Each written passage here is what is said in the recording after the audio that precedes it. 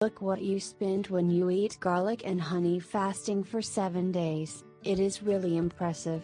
Garlic is one of the ingredients that are most commonly used in cooking the world. There is a good taste to eat, but is also very powerful and can cure many diseases. Oil consumption can be a surprisingly strong medicine because it reduces high blood pressure and cholesterol levels. It helps prevent heart disease and heart attack. In addition, you can stop the effects of atherosclerosis. In addition, garlic may help control the symptoms of osteoarthritis, diabetes and an enlarged prostate. Garlic can remove immunity and the body's ability to eliminate toxins. When combined with onions and ginger, detoxification of chemotherapy can help. The best way to consume raw garlic is due to allicin. Crush and cut the tooth and leave for 15 minutes before use. To crush it, a reaction that activates the most bioavailable allicin. It should be eaten on an empty stomach because when the stomach overwhelmed with food,